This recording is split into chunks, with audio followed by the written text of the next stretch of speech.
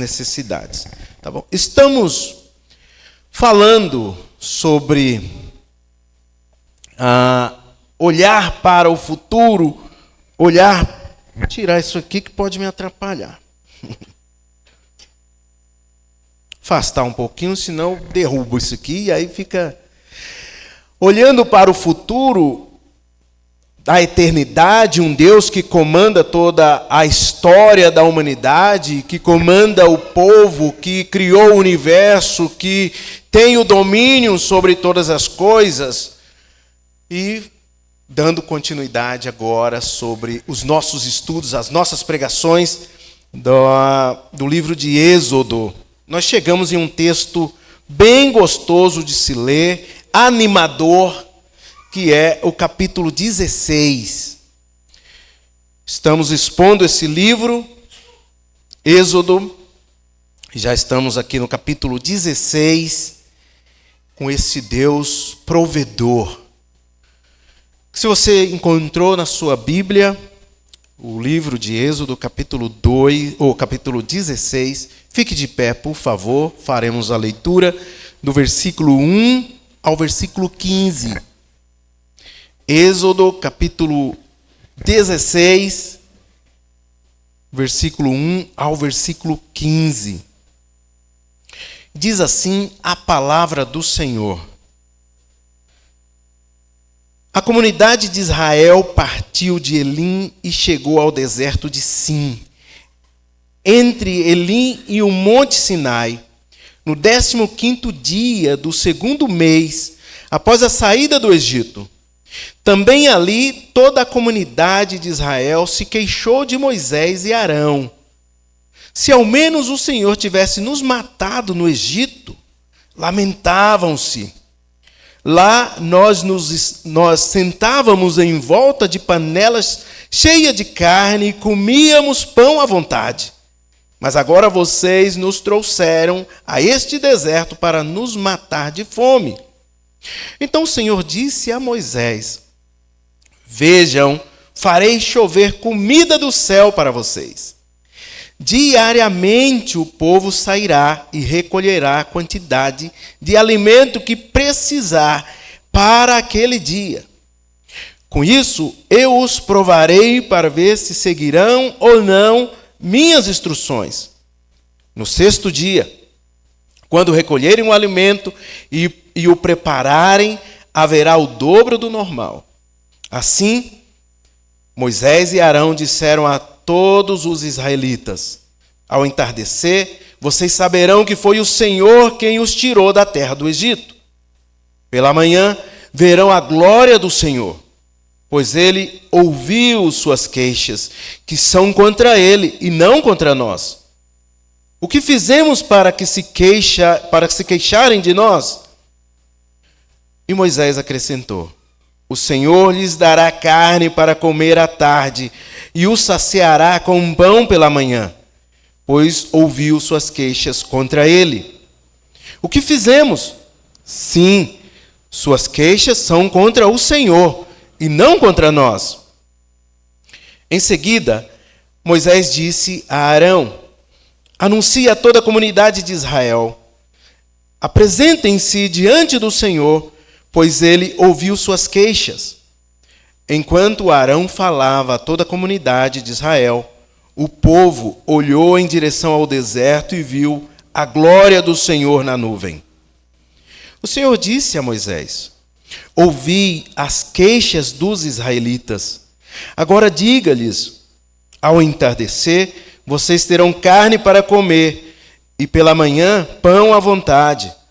Assim saberão que eu sou o Senhor, seu Deus. Ao entardecer, muitas codornas apareceram, cobriram o acampamento. Na manhã seguinte, os arredores do acampamento estavam úmidos de orvalho.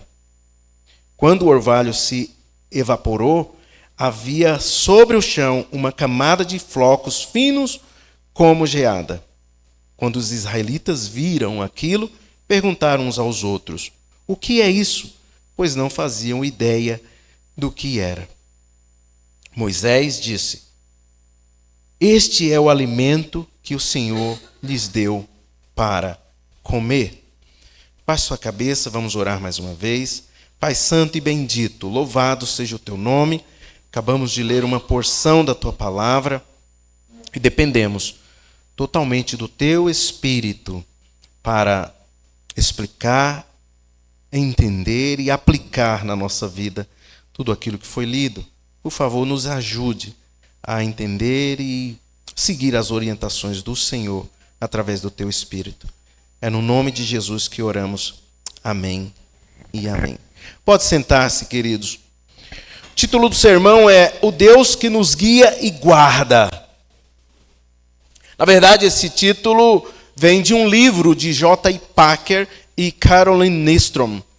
Os autores desse livro, chamado O Deus que nos guia e guarda, aborda alguns assuntos interessantes, bem gostosos, práticos para a vida de um cristão.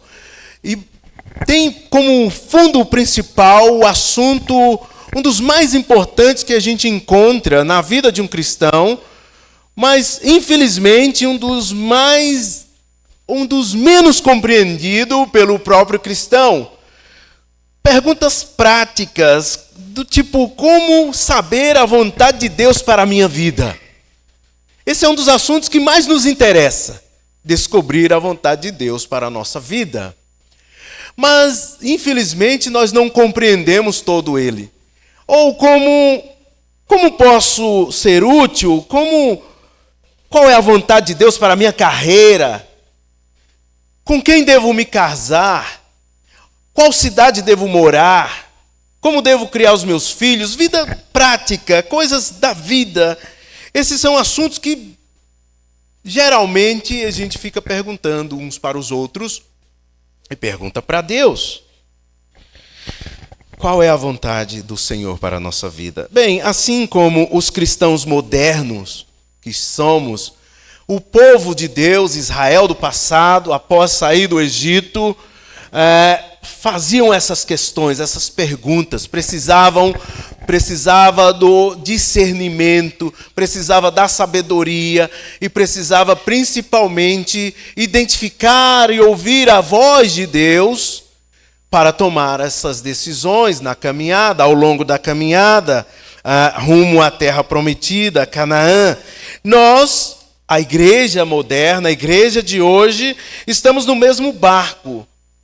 Precisamos das mesmas coisas: discernimento, sabedoria, ouvir a voz de Deus para tomarmos as nossas decisões, principalmente quando surgem as dificuldades. Quando surgem as dificuldades, o nosso coração é revelado. A fragilidade do nosso coração é revelado. Infelizmente, até mesmo a incredulidade do nosso coração é revelada. Isso não é novidade para nós, isso aconteceu lá no passado, no povo que acaba de sair do Egito. Deus liberta esse povo com mão forte, poderosa, vencendo as batalhas, guerreando por eles, resgatando por esse povo, e esse povo começa uma jornada curta ainda, e eles começam então a ter dificuldade em identificar quem é Deus e qual é a vontade de Deus para eles. Bem, quando as dificuldades vêm, a desconfiança começa a surgir também. A desconfiança no nosso potencial, a desconfiança no outro e a desconfiança em Deus. As queixas são inevitáveis. O reclamar contra os líderes também são inevitáveis. E por incrível que pareça, até mesmo tentado pela nossa memória, por aquilo que ainda resta de memória do tempo do passado, nós somos tentados a fazer comparações do tempo de hoje e o tempo do passado, no tempo da escravidão.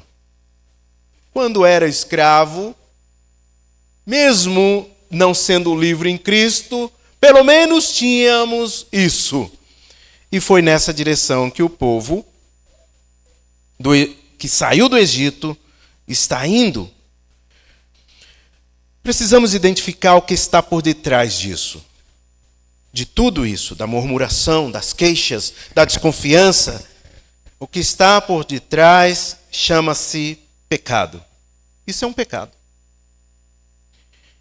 Pecado que foi implantado ainda no Éden. Gênesis capítulo 3, versículo 5.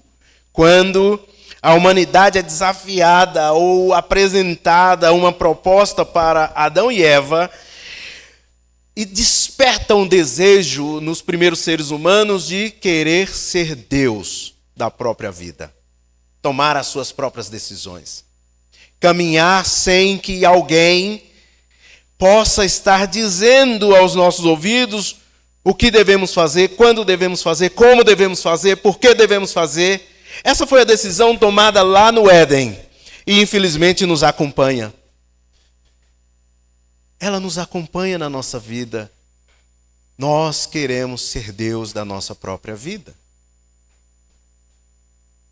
Mas, de acordo com o texto que lemos e toda a narrativa bíblica, podemos ter esperança de voltar a confiar no Senhor e entregar a nossa vida por completo, a direção da nossa vida nas mãos desse Senhor.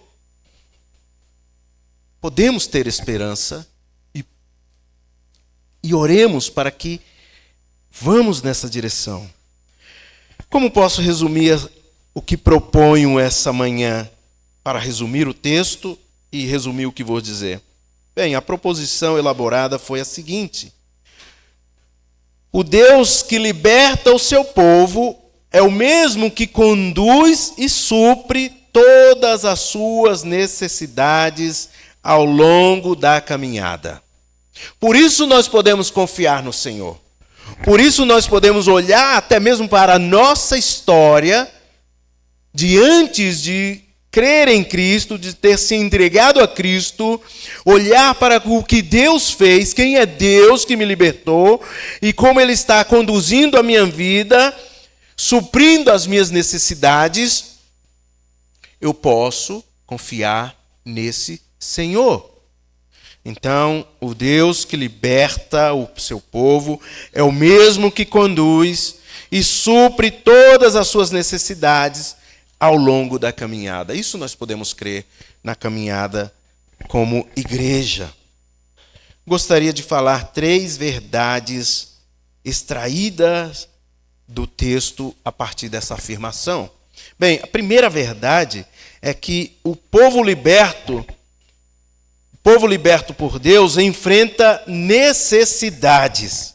Olha só, o versículo 1 ao 3 vai nos dizer isso, que o povo, a comunidade de Israel, partiu de Elim, chegou ao deserto e ali identificaram uma falta, tem uma necessidade de alguma coisa. Isso nos leva a acreditar ou identificar que a libertação não elimina imediatamente as dificuldades. Essa é uma afirmação importante. Por quê? Pois existe uma falsa propaganda de um falso evangelho circulando, como sempre existiu. Não é novidade. No primeiro século, também já havia falsos evangelhos circulando. Mas qual é a falsa propaganda do falso evangelho hoje? É essa propaganda de que venha para a igreja e seus problemas acabaram. Não haverá mais problema. Na sua família, tudo será resolvido. Na sua saúde, tudo será resolvido. Na sua vida por completo, seus filhos, tudo será resolvido. E principalmente, muitos apontam na direção da falsa propaganda de que o evangelho propõe a eliminação de todas as dívidas. A conta financeira. Não, venha para cá e fique rico. O evangelho não propõe isso. Essa não é a verdade do evangelho. O evangelho, Jesus não veio para fazer isso. E essa não é a realidade nossa. Você sabe disso. Você e eu sabemos disso. Essa não é a realidade do cristão. Jesus Cristo não propõe isso. O Evangelho não é para isso. Ele pode fazer isso.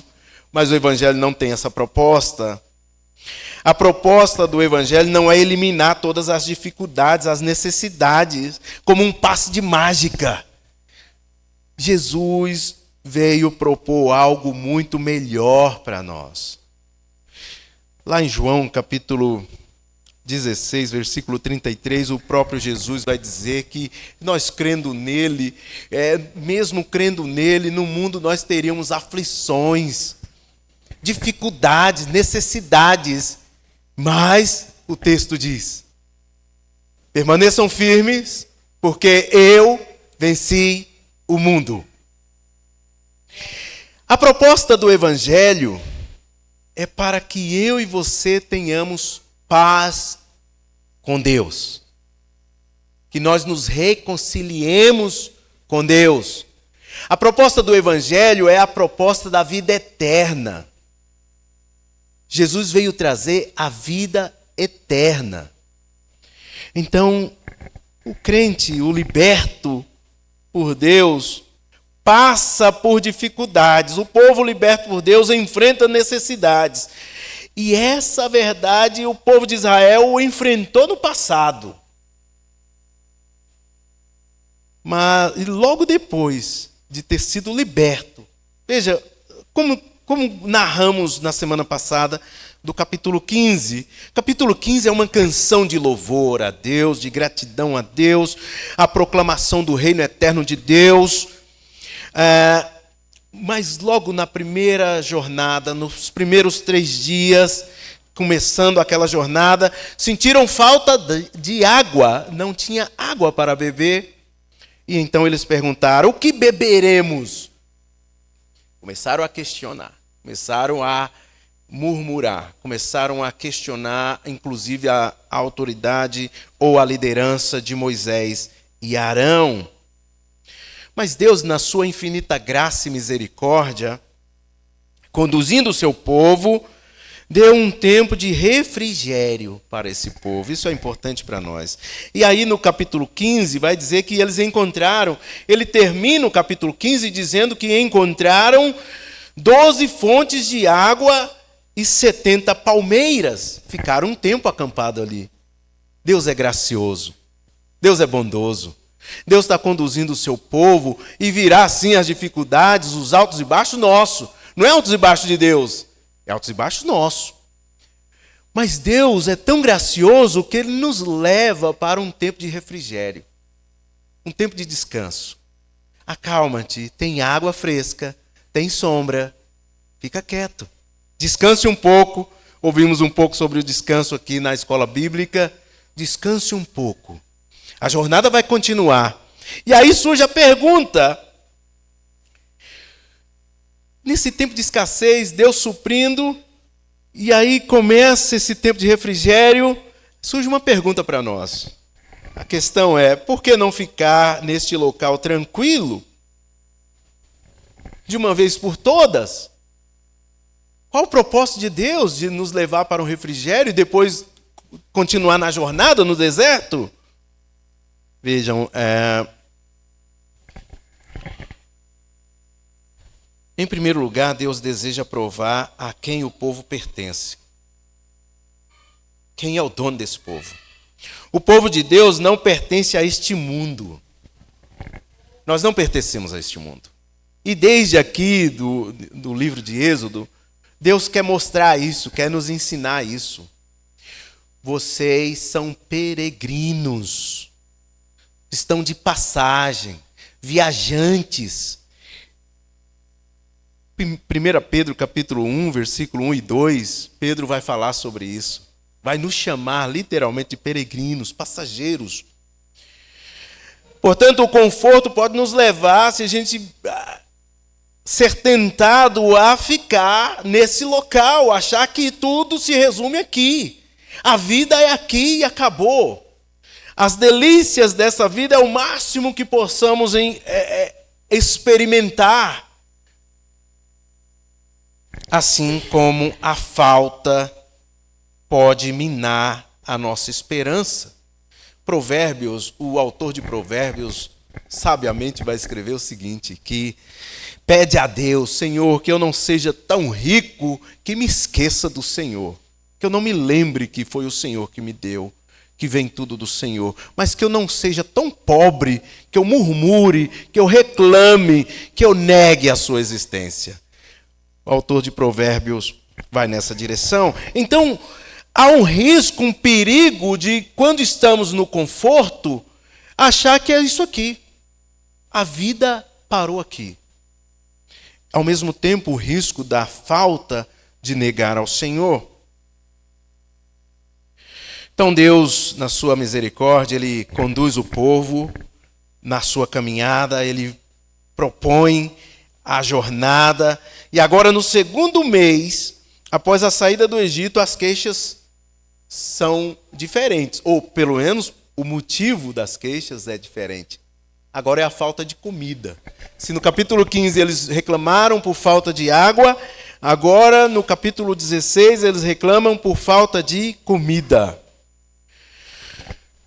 É bom nós sabermos e aprendermos isso.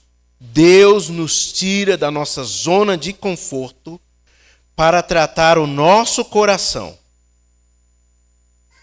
Isso é típico dele. Ele nos tira da zona de conforto para tratar o nosso coração, o nosso caráter. E é isso que ele está fazendo com o seu povo no deserto. Ele tirou agora do tempo de refrigério e vai dando a continuidade na caminhada, mostrando que ele é o dono, que ele é o Senhor, que nós somos os peregrinos. Em segundo lugar, Deus deseja provar o coração do povo, então, nesse deserto, com a fome, com a necessidade, o coração do povo é colocado à prova. E o que vem do povo?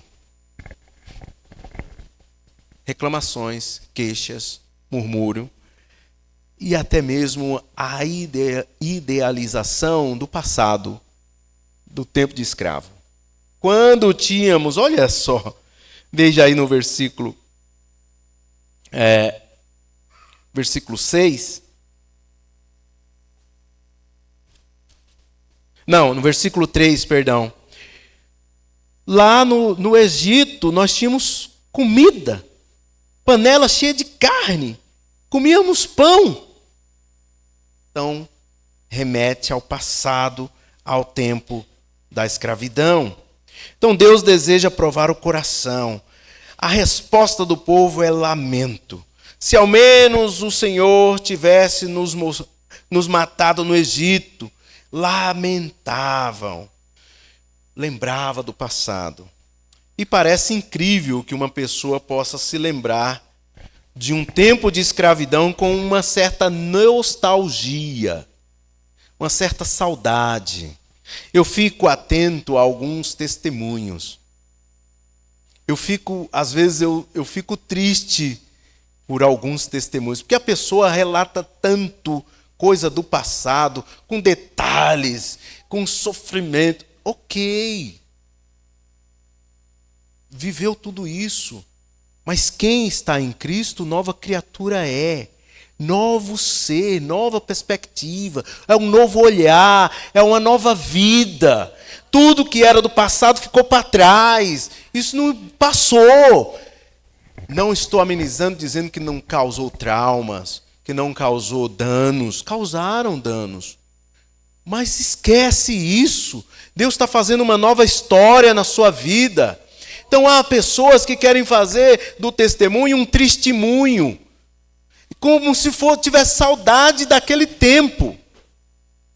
O testemunho cristão, a gente costuma dizer aqui, quando a pessoa vai ser batizada aqui, eu oriento. O testemunho cristão é simples. Eu estava numa vida miserável, longe de Deus, sem perspectiva nenhuma. Mas um dia a graça do Senhor me alcançou, o Espírito Santo me convenceu do pecado, da justiça e do juízo de Deus. Ele mesmo me convenceu de que eu necessito desesperadamente de Cristo, e eu me rendi a Cristo, entreguei a vida a Cristo Jesus, e agora eu vivo para Ele. 3 movimentos. É o resumo de um testemunho. 3 movimentos. Como eu era, como fui encontrado por Cristo, e agora como eu vivo. Então, há de se tomar cuidado com os testemunhos para não se tornar um testemunho com saudade do passado. Parece que tem gente que gosta. As nossas emoções geralmente vai aflorar essas coisas e vai tentar levar a nossa mente a esquecer os feitos poderosos que o Senhor fez em nossas vidas. E as dificuldades chegam. Em toda casa, em todo lugar. Seja, nós estamos expostos a essas dificuldades. Podem chegar através de uma doença, pode chegar através de um desemprego, um filho, infelizmente, caminhando para o rumo das drogas, de vícios. A sede, a fome, pode chegar na tenda de qualquer um de nós. Será que essas coisas podem nos afastar do Senhor? Bem, eu prefiro ficar com a afirmação de Paulo em Romanos capítulo 8, versículo 35 a 39. Nada nos separa do amor de Deus em Cristo Jesus. Eu prefiro ficar com essa afirmação. Queridos, então a necessidade surgiu, primeiramente a falta de água e agora a falta de comida. E há uma reclamação, há as queixas no meio do povo de Deus. Mas veja o que o mesmo Paulo também escreve em Romanos capítulo 14, versículo 17. E nós devemos nos contentar com isso. O reino de Deus não diz respeito ao que comemos ou bebemos, mas uma vida de justiça, paz e alegria no Espírito. Então, é nisso que consiste o reino de Deus. Mas não se esqueça, o fato de nós sermos livres de Cristo, do pecado, do poder do pecado, não nos afasta das necessidades. O crente, infelizmente, ainda passa por necessidades, mas Deus supre as necessidades do seu povo graciosamente. Segunda verdade que podemos encontrar no texto é que Deus, o Deus que conduz, responde com provisão graciosa. Então a primeira verdade é que sim, o povo de Deus, mesmo liberto, passa por necessidades. A segunda verdade que podemos ver é que Deus, conduzindo o povo, responde a essas necessidades com a sua graça e misericórdia. Está aí entre o versículo 4 até o versículo 15 que lemos. Deus não abandona o seu povo no caminho que ele mesmo estabeleceu. Ele responde com provisão, graça, compaixão às queixas desse povo. Veja, diante de um povo faminto, reclamão, o que Deus diz no versículo 4. Farei chover comida do céu para vocês. Farei chover comida do céu. E como é bom saber que Deus atende e supre as nossas necessidades, as necessidades do seu povo. Como é reconfortante para nós saber que esse Deus está atento às nossas necessidades.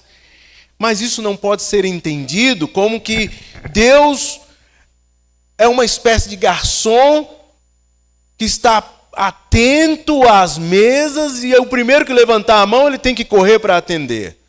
Não é isso. Deus não é esse. Deus não é um garçom. Deus não está ao nosso serviço. Nós é que estamos a serviço dele. É ele quem comanda, é ele quem destina todas as decisões. Deus não depende, Deus não está simplesmente sendo movido pelas queixas do povo, pelas necessidades do povo. Deus não está fazendo isso. Quando surgiu uma necessidade, ele age. Não, ele sabe. Ele controla, Ele tem o domínio, Ele tem todas as coisas. Então, isso não deve ser entendido como essa ideia de que Deus está servindo à mesa. Isso nos ensina que Deus não age pelas nossas, ou simplesmente eu posso mover Deus pelas nossas orações. Eu não posso motivar Deus a fazer alguma coisa. Quem sou eu para motivar Deus a fazer alguma coisa? Mesmo aquelas que são atendidas. Precisamos entender de qual Deus nós estamos falando. Nós estamos falando de um Deus soberano, que não depende de ninguém, que não é comovido por ninguém. Ele domina e controla todas as coisas. Pastor, então não devemos orar, já que não vai ser atendido? Vai ser atendido.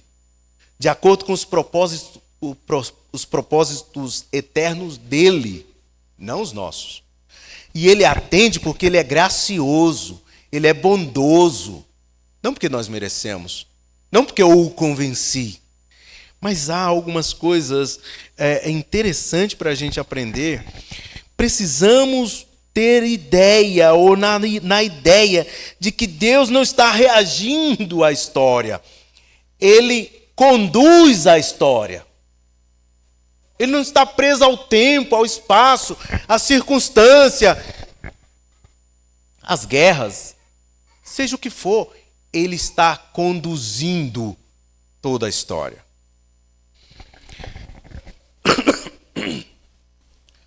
E ainda que ele está redimindo um povo, ele está trazendo um povo para si, e o objetivo principal de Deus é um relacionamento, estabelecer um relacionamento com esse povo. É o que mais importa aqui para Deus. Não é se as necessidades foram supridas, se tinha fome, se tinha sede, se tinha comida, se não tinha. O que mais importa aqui é o relacionamento com Ele. E ao mesmo tempo Ele vai se revelando digno de confiança a esse povo. Veja o versículo 6. Vocês saberão que foi o Senhor quem os tirou da terra do Egito. Deus está se revelando digno de confiança. Lembra quem tirou vocês do Egito? É esse mesmo Deus que conduz. Esse mesmo Deus que está no meio, entre vocês.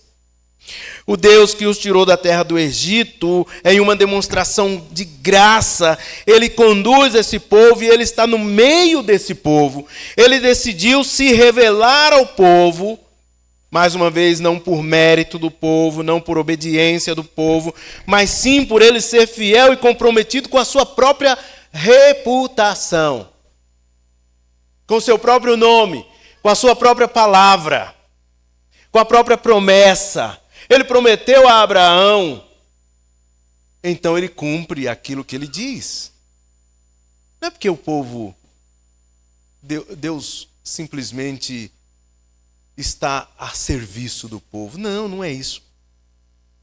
Afinal de contas, o texto vai dizendo que as queixas são contra ele. Não é contra Moisés, contra Arão. O povo de Israel precisava entender que é um privilégio que Deus lhe concedeu em ter a companhia dele durante a jornada.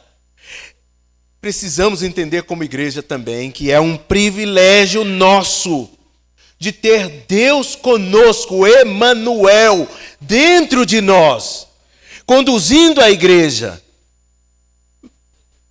É um privilégio. E esse é o melhor presente. Essa é a maior necessidade do povo. Deus responde. E é claro, naturalmente as nações têm a sua história, a história do Brasil, Israel tem a sua história, cada uma possui a sua história no tempo e no espaço, possui os seus limites geográficos. Mas a Bíblia não conta a história de um povo. A Bíblia não conta a história do povo de Israel. A Bíblia conta a história da glória de Deus. Precisamos entender de qual Deus nós estamos falando. Note o que diz o versículo 7 aí. Pela manhã verão a glória do Senhor. Deus quer revelar a sua glória, quem Ele é. E é exatamente isso. Isso aqui, é a questão da glória de Deus que aparece no texto, não é um mero detalhe. Essa afirmação, em outras palavras, diz o seguinte: pela manhã vocês terão a certeza da presença do Senhor em nosso meio e na condução do seu povo. É isso que o texto está dizendo. Vocês terão a certeza da condução do Senhor em meio ao seu povo. E foi o que aconteceu. Veja o versículo 10. Enquanto Arão falava a toda a comunidade de Israel, o povo olhou em direção ao deserto e viu a glória do Senhor na nuvem. A presença do Senhor era visível. É isso. Você pode estar perguntando aí, afinal de contas, o que é a glória de Deus? Há alguns textos, como Isaías capítulo 6, em que ele diz que viu a glória de Deus, encheu o templo, trovões, luzes. Há esse deslumbre, a gente fica perguntando o que seria a glória de Deus.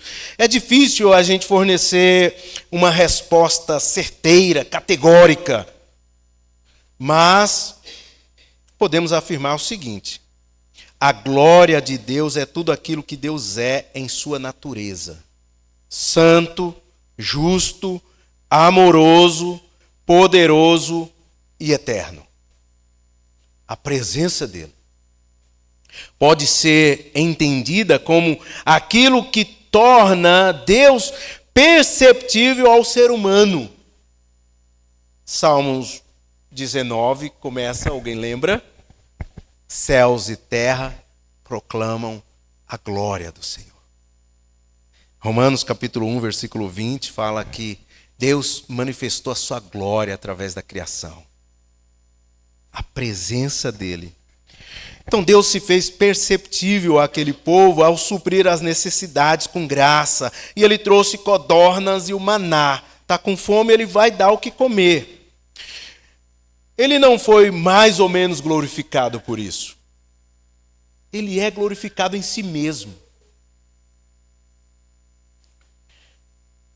Então, ele é glorificado em si mesmo.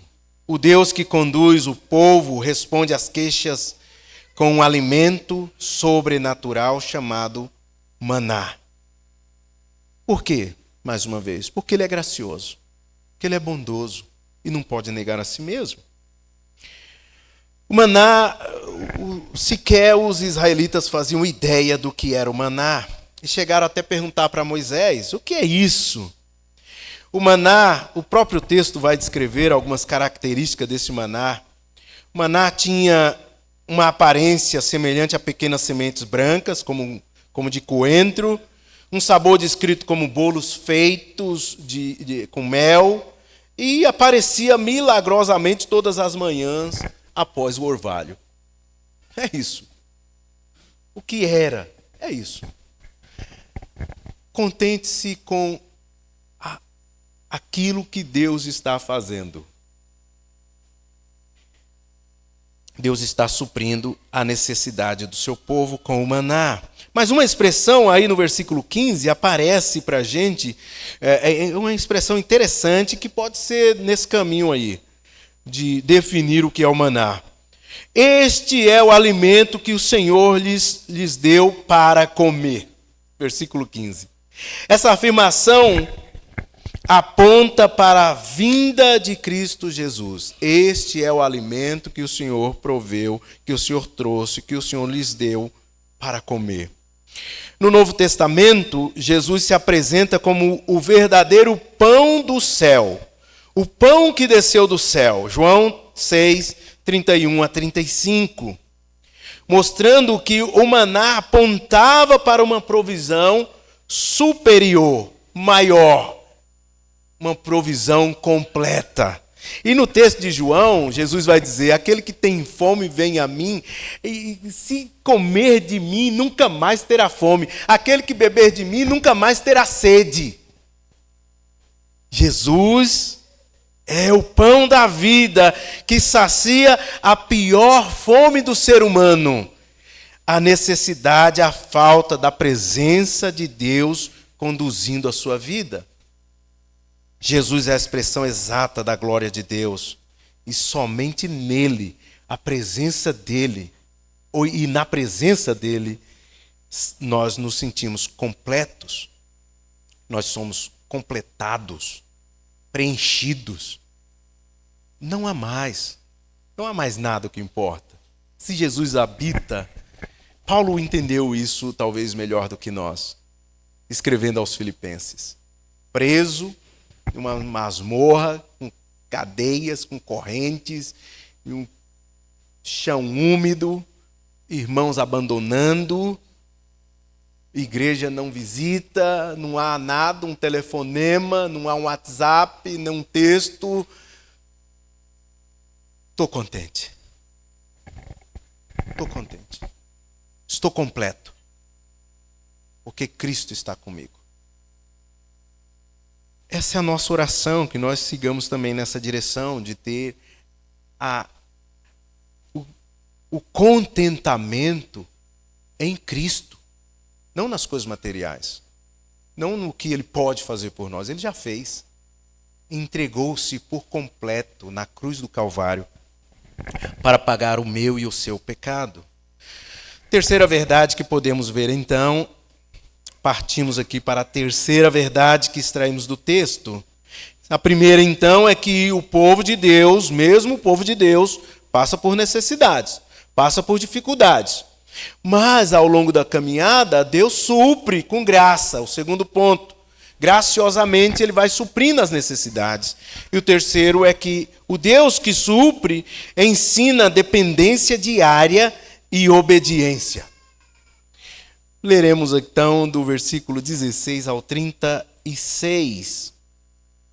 Versículo 16 até o 36, até o final do texto. Estas são as instruções do Senhor. Cada família deve recolher a quantidade necessária, 2 litros para cada pessoa de sua tenda.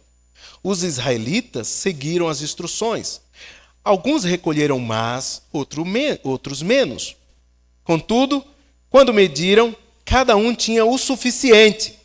Não sobrou alimento para os que recolheram mais, nem faltou para os que recolheram menos.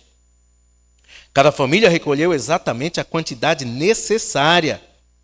Moisés disse: não guardem coisa alguma para o dia seguinte. Alguns deles, porém, não deram ouvidos e guardaram um pouco de alimento até a manhã seguinte. A essa altura, a comida estava cheia de vermes e cheirava muito mal. Moisés ficou furioso com eles. Depois disso, as famílias passaram a recolher a cada manhã a quantidade necessária de alimento. E quando o sol esquentava, os flocos que não tinham sido recolhidos derretiam e desapareciam. No 6º dia recolheram o dobro do habitual, ou seja, 4 litros para cada pessoa. Então todos os líderes da comunidade se dirigiam a Moisés e o informaram a esse respeito. Moisés lhes disse: foi o que o Senhor ordenou. Amanhã será um dia de descanso, o sábado consagrado para o Senhor. Portanto, assem ou cozinhem hoje a quantidade que desejarem e guardem o restante para amanhã. Eles separaram uma porção para o dia seguinte, como Moisés havia ordenado. Pela manhã, a comida restante não tinha mau cheiro nem vermes. Moisés disse: comam o alimento hoje, pois é o sábado do Senhor. Hoje não haverá alimento no chão para recolher durante 6 dias. Durante 6 dias vocês podem recolher alimento, mas no 7º dia é sábado, quando não haverá alimento algum no chão. Ainda assim, algumas pessoas saíram para recolher no 7º dia, mas não o encontraram. O Senhor disse a Moisés: até quando este povo se recusará a obedecer minhas ordens e instruções? Entenda que o sábado é um presente do Senhor para vocês.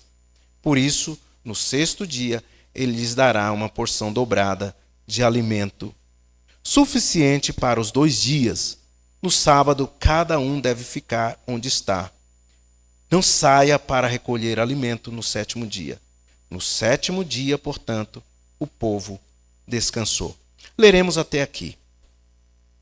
Deus supre, Deus conduz, Deus supre as necessidades, mas ele estabelece algumas instruções, ele dá algumas instruções para o seu povo. Após se revelar como Deus único e verdadeiro, o Senhor fornece então alimentos ao faminto, traz descanso, mas o alimento não pode ser distribuído de qualquer forma. Não pode ser de qualquer maneira. A Bíblia nos orienta a ter ordem e decência em tudo.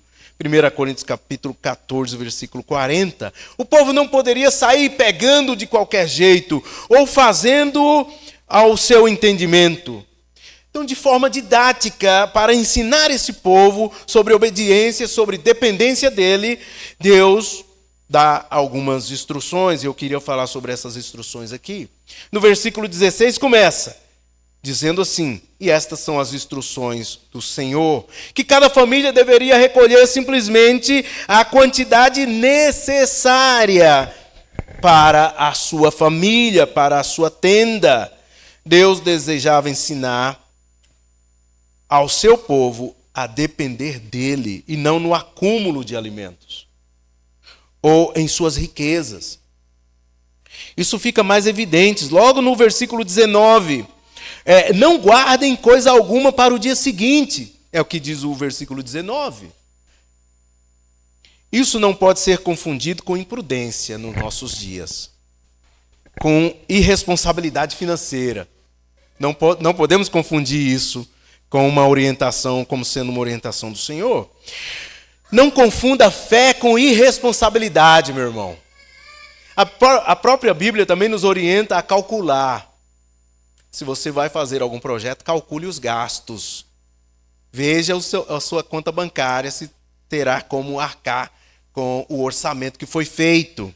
Mas o que Deus deseja ensinar é principalmente a dependência dele. Ele deseja ensinar que o Deus que supre é Ele quem está conduzindo e Ele está disposto, sim, a suprir as necessidades. Nós dependemos dEle. Outras instruções que podemos encontrar no versículo 23. Moisés, diz assim o versículo. Moisés lhe disse: foi o que o Senhor ordenou. Amanhã será um dia de descanso, o sábado consagrado para o Senhor. Portanto, assem e cozinhem hoje a quantidade que desejarem e guardem o restante para amanhã. Parece contraditório. Se nenhum ele diz, não acumule.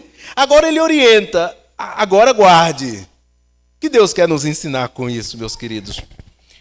Deus nos ensina que há tempo para todas as coisas. Há tempo para poupar, há tempo para investir, há tempo para guardar, há tempo para deixar de guardar. Há tempo, é o que o texto de Eclesiastes nos fala. Há tempo para nos esforçar, há tempo para descansar.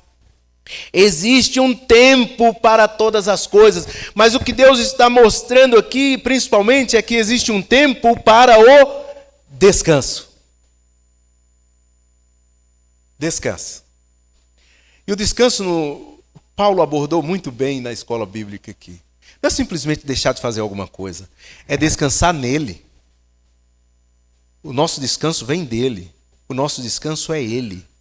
Senhor, eu sei que tem tantas tarefas, tem tantos afazeres, tantas coisas por fazer, mas eu quero descansar no Senhor. Tem tanta conta para pagar, mas eu quero descansar no Senhor. Então é isso que Deus quer nos ensinar. E confiar que o Deus que cuida, protege, sustenta os seus amados enquanto dormem. Salmo 127, versículo 2. Deus cuida da gente, Deus cuida de nós, da nossa família, enquanto a gente dorme. Podemos descansar nisso. E também que o descanso nele é um presente que ele nos oferece. Como diz o versículo 29, Mas Deus tem alguns outros objetivos nas instruções que Ele dá ao seu povo, com o objetivo de preservar o testemunho e também transmitir a futuras gerações tudo aquilo que Deus fez no meio do seu povo. Ele diz no versículo 32, é isto que o Senhor ordenou, enche uma vasilha de 2 litros com maná e preservem-no para os seus descendentes. Assim gerações futuras poderão ver o alimento que lhes dei no deserto quando os libertei. Então Deus tem como objetivo preservar o testemunho e ensinar futuras gerações. Deus tem dado bastante oportunidade para nós de testemunharmos aos nossos filhos tudo que Deus tem feito na nossa vida e preservar também aquilo que Ele ainda irá fazer. Deus transmitiu outras instruções ao povo por meio de Moisés. E qual foi a reação do povo? No versículo 17 vai dizer que os israelitas seguiram as instruções. Mas quando foram desafiados a confiar completamente no Senhor, o texto diz, alguns deles, porém, não deram ouvidos. Quando aperta o calo é que a gente vê as nossas reações. Alguns não deram ouvido, desconfiaram. Será que vai ter mesmo no dia de descanso?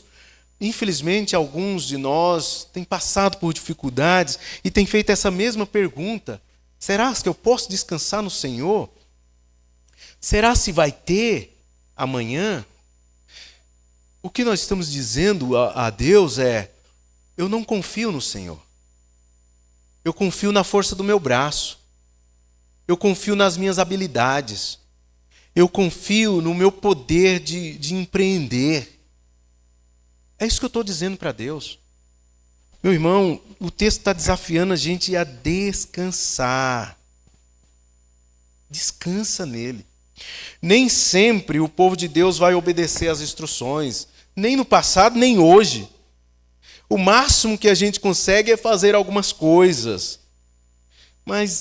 E é por isso que Jesus veio.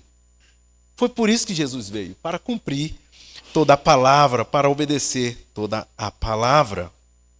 Bem, o manar diário nos ensina a ter uma confiança contínua no Senhor e também a prestarmos atenção nas suas instruções através da sua palavra. Deus deu o maná, ensinou o povo a depender dele. Nós também podemos confiar nesse Deus que sustenta o seu povo em meio à escassez. No deserto, Deus não apenas sustentou o corpo, mas estava formando o caráter do povo. Ele estava formando o coração do povo. E da mesma maneira hoje, o que mais importa para Deus é tratar o seu coração. Mesmo em meio às dificuldades, mesmo em meio à escassez. O que mais importa para Deus é inundar o nosso coração com a sua presença. O texto no versículo 35 vai terminando dizendo que os israelitas comeram maná durante os 40 anos que estiveram no deserto. Não faltou nem um dia. E eles não trabalharam para ter o maná. Não plantaram, mas não faltou. Não há relatos nos textos bíblicos que alguém morreu de fome nessa época. Não tem relato. Morreram por outras questões, mas não de fome. Existe uma relação entre Êxodo 16 e a oração que o nosso Senhor nos ensina nos evangelhos. A oração do Pai Nosso. E eu gostaria de apontar aqui, caminhando para o final. Observar algumas com os irmãos. Bem, a provisão diária é suficiente.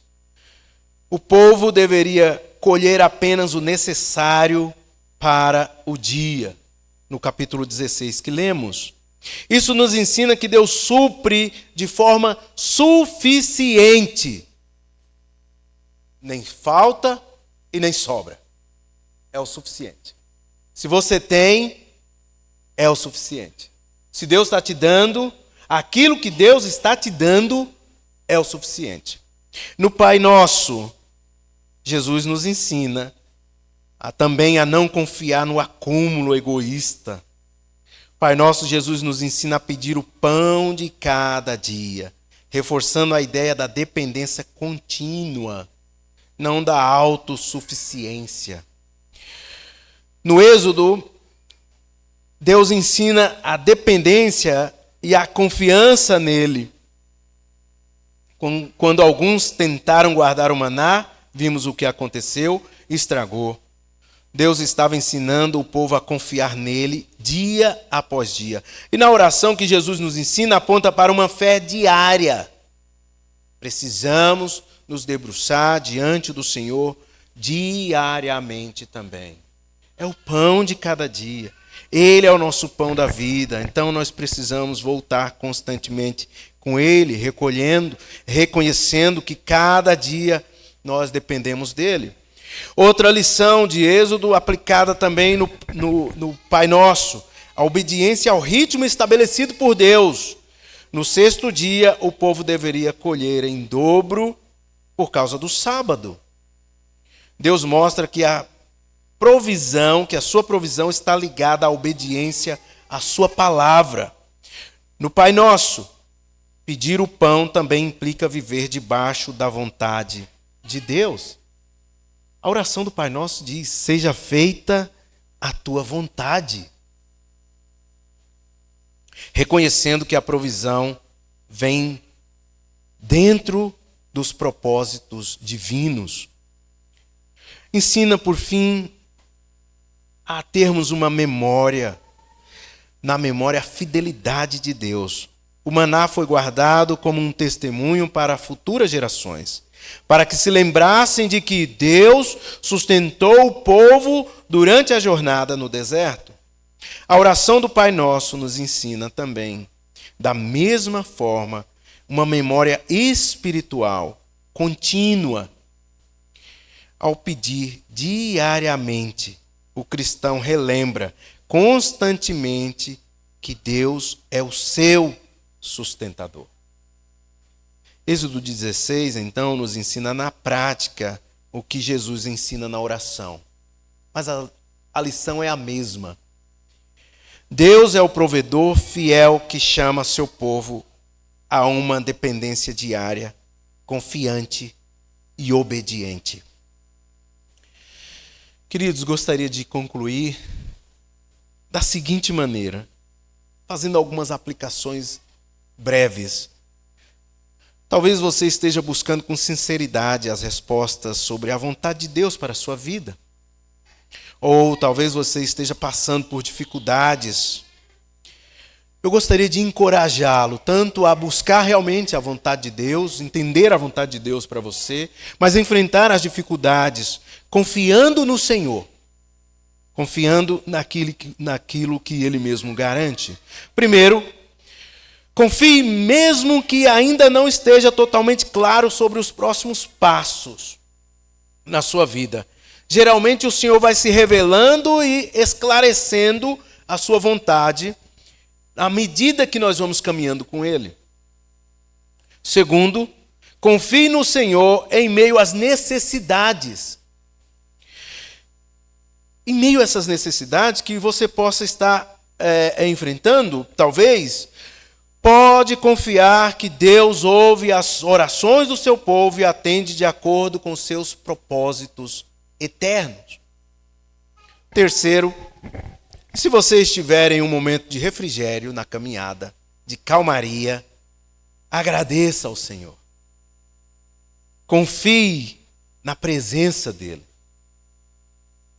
Confie que simplesmente a presença dEle é o suficiente, mesmo em tempo de calmaria. Que nós não viemos nos apegar ao tempo de refrigério. Que nós viemos aproveitar o tempo de refrigério, não nos apegar, é diferente. Que a presença do Senhor seja a única razão da nossa confiança e a provisão do Senhor na nossa vida.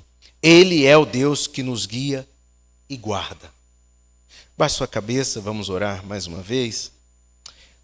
Pai santo e bendito, nós te louvamos, ó Deus, por mais esta oportunidade de pregar a tua palavra. Obrigado, Senhor, pela tua presença em nossa vida.